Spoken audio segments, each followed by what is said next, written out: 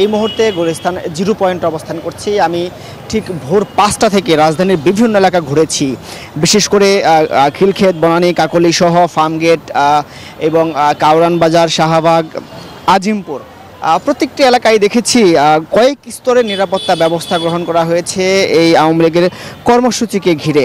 আমরা যেমনটি দেখেছি সেনাবাহিনীর টহল টিমকে দেখেছি প্রত্যেক গলির মুখে বা প্রত্যেকটি মোড়ে, প্রত্যেকটি সিগনালে আমরা এই নিরাপত্তা ব্যবস্থাটি দেখি।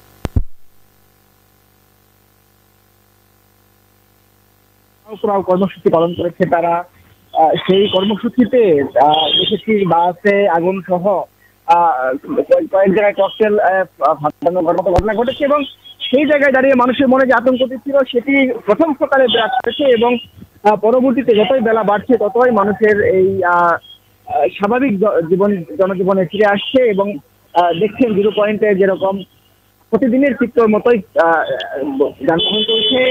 আমি যাদের সাথে কথা বলেছি তারা নিরাপত্তা ব্যবস্থা নিয়ে সন্তুষ্টি প্রকাশ করেছে এবং বলছেন যে আতঙ্কে ছিলেন সেটি কেটে গিয়েছে এবং নিরাপত্তা ব্যবস্থা নিয়ে তারা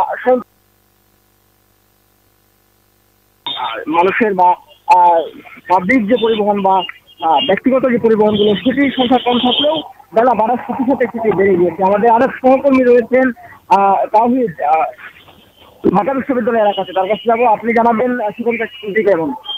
বর্তমানে এই যাত্রাবাড়ি মোড়ে অবস্থান করছি এবং যাত্রাবাড়ি মোড়ের যে অবস্থা আমরা দেখেছি যে যেখানে যাত্রী সমাগম, একই সাথে দূরপাল্লার বাস সহ যারা এখানে আশেপাশের যে বাসগুলো সেগুলোতে সবসময় সরগরম থাকে এই যাত্রাবাড়ি মোড় এলাকা, সেটা কিন্তু আমাদের সকাল থেকে চোখে পড়েনি। অর্থাৎ এটা লক্ষ্য করাই যায় যে বলাই যায় যে জনমনে যে আতঙ্ক সেই জায়গা থেকে এই অফিসগামী মানুষ যারা এসেছেন তারা কিন্তু সকাল থেকে বেশ আমরা হেঁটে পারাপার হতেও দেখেছি, বাসের স্বল্পতা ছিল।